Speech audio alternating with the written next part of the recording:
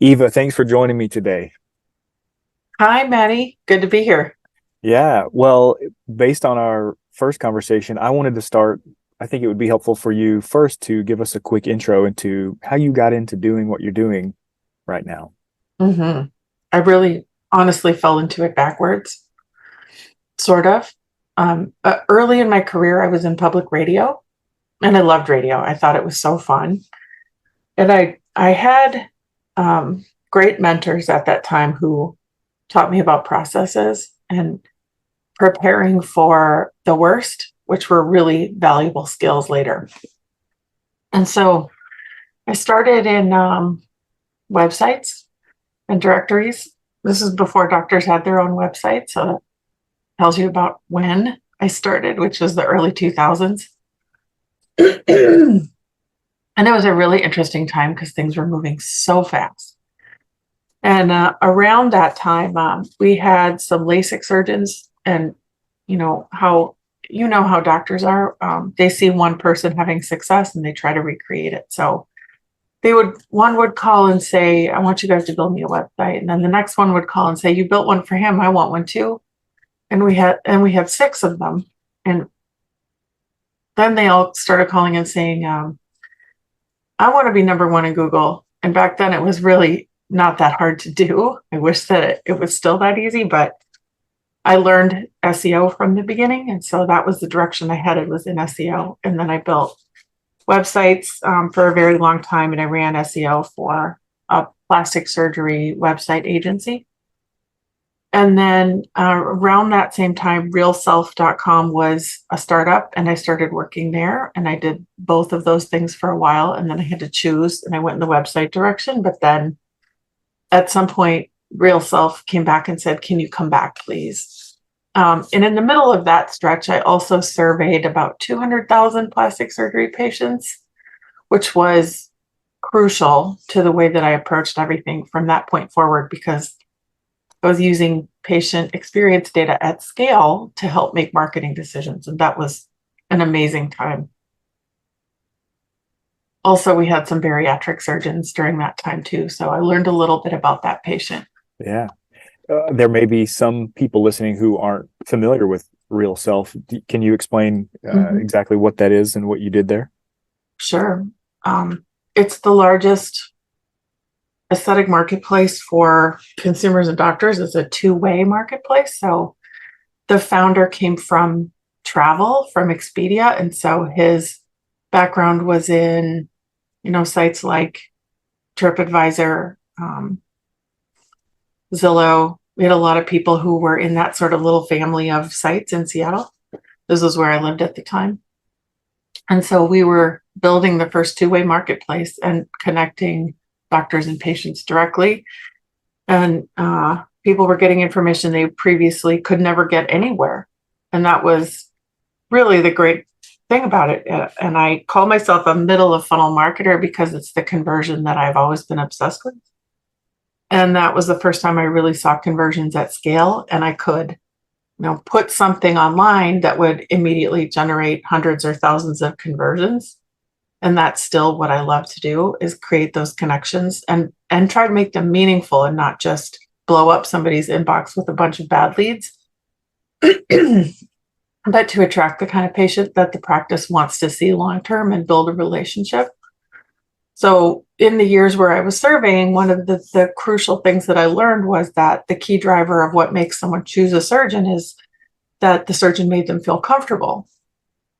Well, that sort of seems like, of course, that's what it is. But when you have that, in a data framework and at scale, you can really say, I'm going to lean heavily into this idea and make content and do marketing that makes people feel comfortable. And how do you do that? So that really was what led me back to podcasting, because I also knew from lots of experience that doctors, most of them don't like being on video.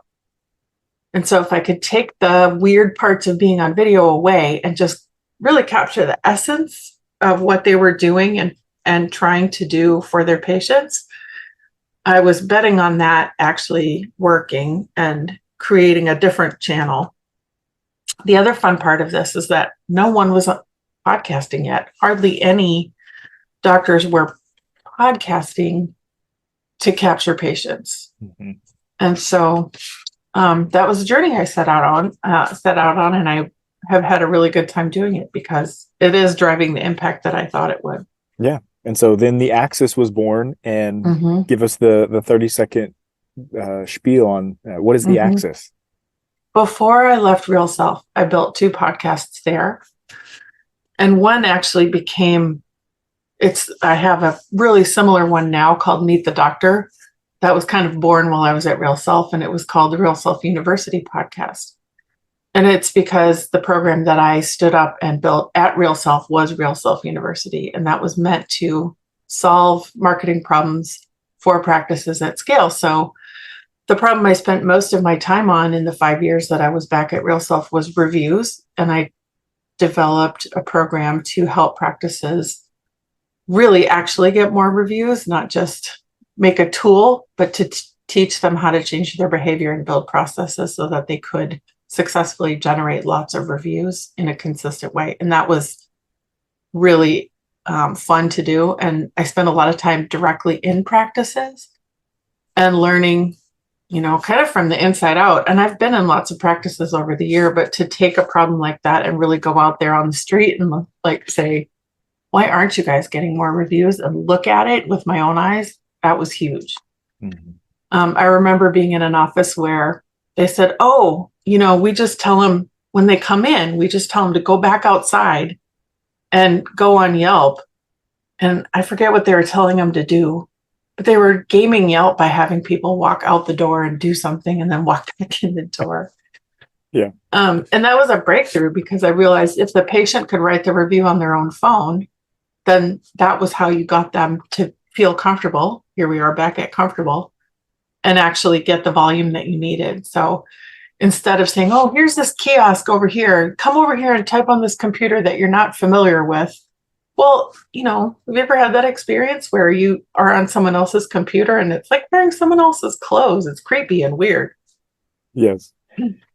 Yeah. So, and that's the main focus of this episode is what I think you say that podcasting is one of the new most competitive advantages you can have as a, let's just call it elective surgery practice. Why is that? Why is that? And what would you say to someone who, I would say we've got a handful of clinics that do some sort of podcasting. Some of it's tailored towards post-op care and advice. Some of it's tailored towards lead generation. But why is podcasting a competitive advantage in this space? And what advice do you have for our audience? How much time do we have? I'm joking. Well, there's a lot of reasons, and I'll start. And it kind of depends on the practice too, what their goals are and what problems they're trying to solve, because you can kind of tweak your strategy a little bit depending on what you're dealing with. So here's an example. In aesthetic practices, they spend a lot of time, money, and they have sometimes many full-time people just on social media. And what starts to happen is they get way over-indexed and they're spending all this money to create 3, 4, 5 Instagram posts a week, and they're not getting an ROI from that. So one thing you can use podcasting to do is to take the pressure off of that content creation process and then refocus all those marketing people on developing more channels. I would never say don't do Instagram, but you can't just do Instagram. And the reason you can't just do Instagram is that people over age 35, and that's, I don't know, last time I checked, that's about half the patients in the world. They don't all use Instagram. In fact, it's like 12% say it's their preferred platform. So why would we put everything into Instagram if we're only going to catch a small number of people there? Another thing I hear all the time is when the doctor has podcasted about specific topics that people are coming in for, that their consultations go better, faster, smarter, more valuable, and richer. And just as recently as last week, I had a surgeon tell me that a patient's husband was in there with her, and he kept stopping him and saying, "You don't have to answer that. I already know." And he finally said, "How come you already know?" And he said, "I've listened to every episode of your podcast." And he said the guy was like, a construction worker or something. It was very surprising in that context to hear that. And so he actually said, I want to do more podcasts. And I said, sure, great idea. So those are two of the biggest impacts I think that doctors feel directly is they save a lot of time at consult. And then they can save a lot of time on marketing effort. I just heard data around how much time doctors are spending on marketing. And in the last year, it's something like 9% of their time goes to marketing, which is about in a 50-hour work week, that's like 5 or 6 hours a week. And that to me seems crazy. Like you could actually be generating revenue in that 5 hours and not whatever it is that they're doing, looking at marketing, thinking about marketing. And then, the way that we podcast is super efficient. So we try to do multiple episodes in one sitting. You probably do that too. And we batch record. So then if you're releasing an episode every 2 weeks, you don't have to come back and record for 2 months, sometimes 3 months, if you can get the hang of it and kind of move. Right. And then I think the third one, which is going to seem really also like duh, is YouTube. And all of our podcasts at this point get more views and downloads on YouTube than all the audio platforms combined. Wow. And you don't have to be on video because if you remember what I said earlier, like not everyone wants to be on video, and filters are useful and helpful, and we can kind of get over ourselves. But there's something about putting on headphones that makes it a lot easier. Like this is a podcast. I'm not making a fancy video. And then, podcasting on YouTube is getting a ton of investment from the YouTube side. They have a 10-year plan for how they're going to grow podcasting. So what we've seen over there is that oversized growth, because YouTube's so good at suggesting content to people that they're looking for. They watch one video and then it shows you however many more. If you have kids, this is like the worst thing about YouTube. Right. This is the best thing about podcasting on YouTube.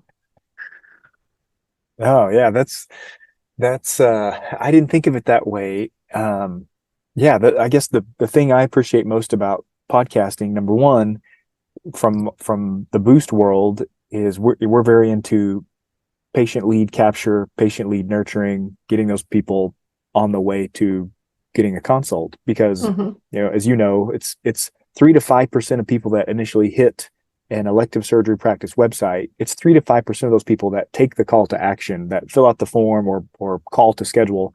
So our mantra is, what happens to the other 95% of people that you likely paid to get their eyeballs to the site? Right. And podcasting is just such a fantastic lead capture piece of, hey, I'm going to spend 45 seconds on this site. Oh, they have a podcast. And now you've engaged, you've subscribed. And even in the last year or two, I've been shocked at how many, at even our tiny audience and our tiny podcast audience, how many loyal listeners we have, because people do it at the gym. They drive home from work and listen to it. It's such an easier access media. So if they listen on your website, now they've stayed on your website longer and your stats are going up. That time on site metric is one of the things Google looks at when it ranks sites.